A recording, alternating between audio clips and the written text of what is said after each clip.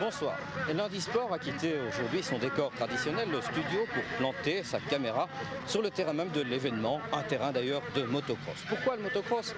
Eh bien ma foi parce que le week-end Pascal est traditionnellement consacré à ce sport avec le célèbre trophée Pascal. La première manche était disputée hier sur le magnifique circuit de Marche-en-Famenne et aujourd'hui les spécialistes du tout-terrain se retrouvaient une deuxième fois encore à Jodden. Vous le savez, le motocross belge est depuis quelques années déjà un excellent produit d'exportation. Nous avons des champions renommés à travers le monde, mais il semble qu'aujourd'hui, la hiérarchie des super champions soit un petit peu limitative. Il manque quelques champions pour venir aujourd'hui compléter la fabuleuse série des Robert, des De Coster. Alors il y a parmi les jeunes pousses du motocross un homme, Jean-Claude Lacquet, dont on attend beaucoup cette saison. Il faudrait qu'il se révèle, qu'il s'impose sur le plan international et c'est pourquoi nous lui consacrons aujourd'hui un reportage, un portrait au lieu même de ses activités dans ce cadre coloré et bruyant du motocross. Un terrain à flanc de coteaux où la nature sauvage poursuit un combat opiniâtre, c'est ici, à Angy, que Jean-Claude Lacquet se plie aux usages du motocross et à cette loi non écrite qui impose un entraînement presque quotidien aux adeptes du tout-terrain. 25 ans, 1,85 m, bâti comme un véritable athlète, Jean-Claude Lacquet voudrait aujourd'hui s'imposer au premier rang d'une profession dont il est averti tout à la fois par une assez longue expérience personnelle et les conseils de son ami Joël Robert.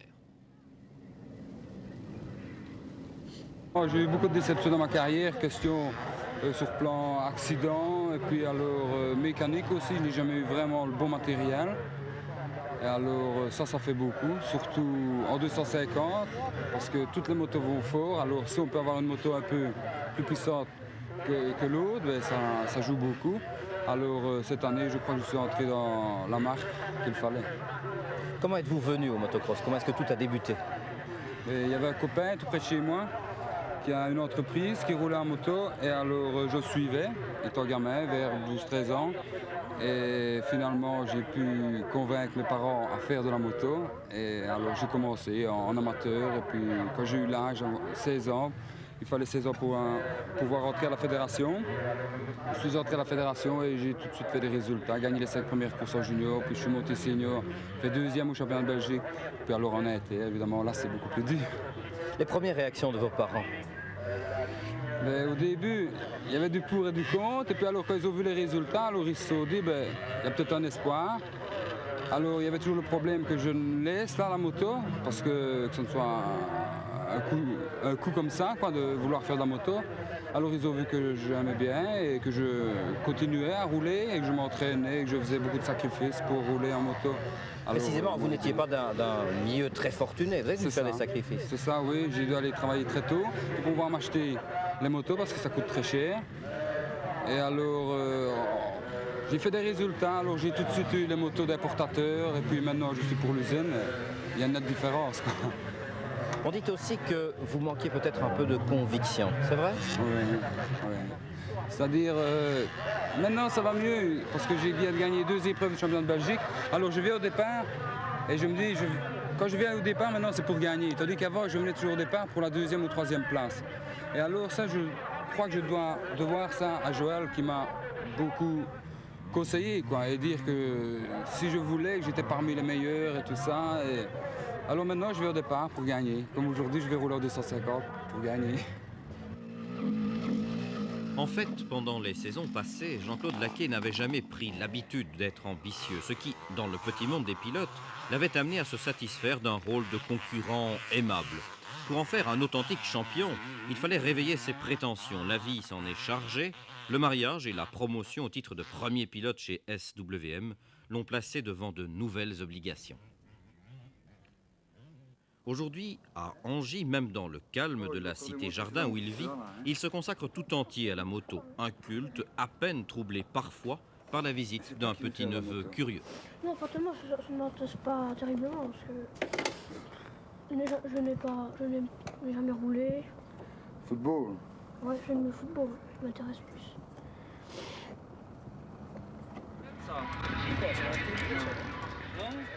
De la cité des Fagnes au circuit de compétition, le décor se transforme, mais les gestes sont les mêmes. Dernière mise au point, elle s'achève bientôt. Aux entraînements de la matinée, Jean-Claude devra se battre contre le chrono pour gagner la meilleure place possible au départ du Grand Prix. Une besogne importante qui va nous permettre de découvrir une alliée essentielle dans la vie de Jean-Claude, sa mère. Animée par une ardeur peu commune et une nervosité de tous les instants, Madame Laquet suit la carrière de son fils avec une merveilleuse partialité. La situation de course, les temps ou les écarts par rapport aux adversaires, elle domine tous ces problèmes avec un dévouement assez extraordinaire.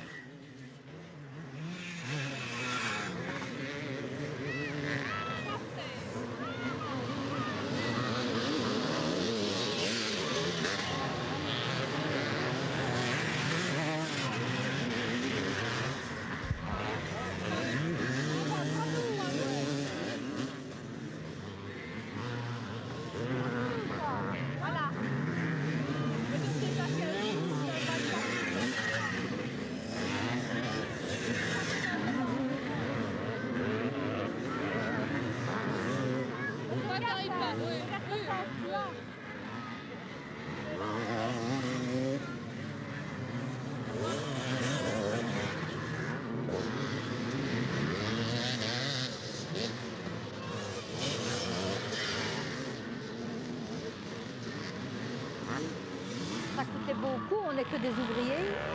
Puis alors, je me suis mise. J'ai dit préférable cela que d'aller au café, comme beaucoup font. N'a jamais sorti. Et le danger au motocross?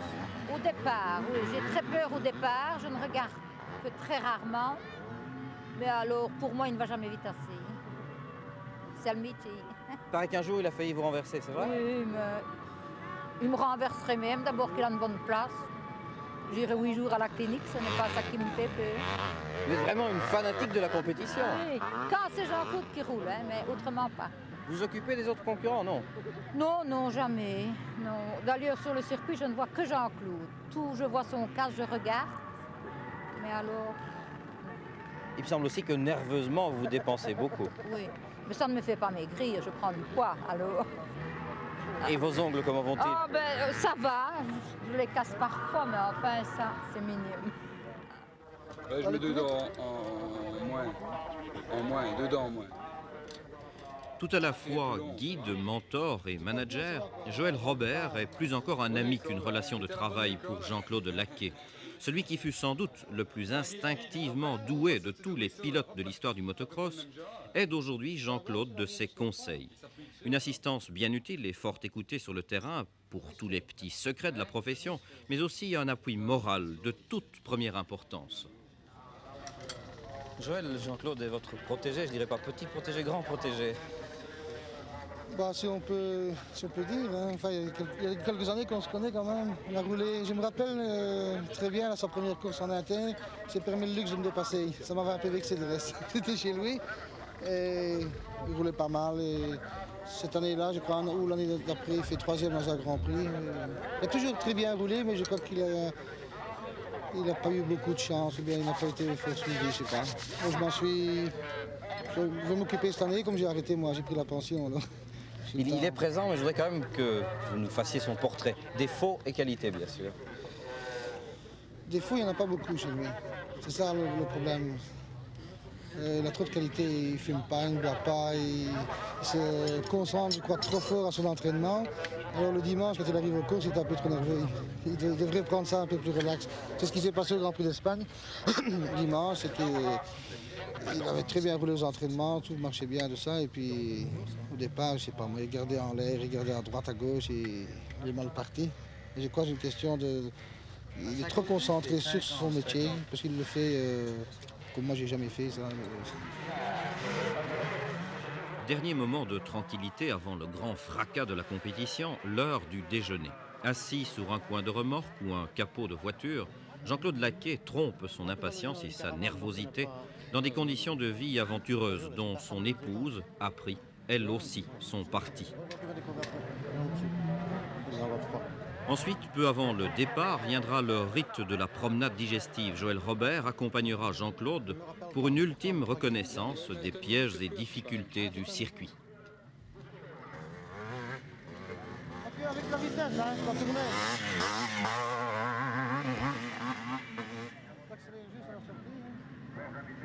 Est-ce que ça glisse quand même. Bah oui, mais si tu accélères vraiment, ça glisse encore.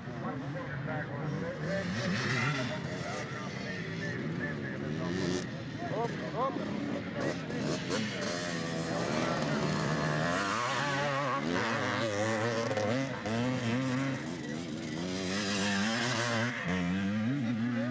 Il faut laisser couler, couler, maximum. Coupe les gaz. Alors Jean-Claude, au départ, quels sont les petits problèmes qui se posent? Le problème, c'est qu'il y a des gars qui partent bien, donc en flèche, et alors d'autres qui zigzaguent plus ou moins, quoi. C'est-à-dire, les premiers mètres, ils donnent un coup de guidon, quoi. Il faut un petit écart de 50 cm à gauche ou à droite, et alors il y a 2 ou 3 gars qui se font balancer des deux sens. Alors il a le champ libre. Ça, il y a des spécialistes pour ça. Et il y a des spécialistes donc, qui démarrent bien et propre. Il faut pouvoir jouer des bras et des jambes dans une course? Oui, des fois, oui. Normalement, c'est pas conseillé, mais des fois que c'est utile.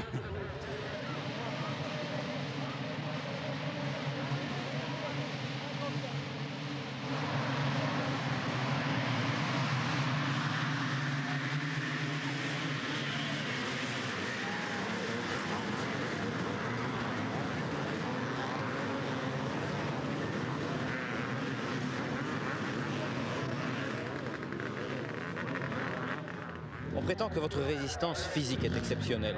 Est-ce qu'il y a un secret? Non, il n'y a pas de secret à ça. Il y en a beaucoup qui font de la gymnastique et moi je ne fais rien du tout et je n'ai jamais de grands problèmes de bras comme certains pilotons. Et je ne fais pas de gymnastique. Je vais assez bien en moto ou sinon la gymnastique je n'ai jamais fait. Vous êtes un acharné de l'entraînement? Un acharné. J'aime bien aller à l'entraînement parce que c'est nécessaire. Au niveau où on roule pour le moment, c'est indispensable. Vous êtes un professionnel du motocross? Oui. Peut-on en vivre à notre époque? On vit. Maintenant que je fais des résultats, ça va un peu mieux, quoi. On tient le coup, voilà. Il y a combien de pilotes qui peuvent vivre du motocross en Belgique? En Belgique, il n'y en a pas beaucoup, je crois. Il y en a peut-être une bonne dizaine. Vraiment les bons, eux ils vivent bien, et pareil que moi, ils vivent un peu plus mal, mais ça va aussi. Vous êtes près du sommet maintenant, de toute façon. Mais je crois que je suis près du sommet, mais il manque encore un petit quelque chose, et c'est ce petit quelque chose-là le plus dur à passer. Et c'est quoi à votre avis? Je ne sais pas. Je crois que ça doit venir tout seul, mais il faut pouvoir y arriver. Il paraît qu'il vous manque 2 ou 3 km/h, pas plus. Ouais, Où sont-ils? Je ne sais pas. Je ne saurais pas vous dire. Si je le saurais, j'irais un peu plus vite.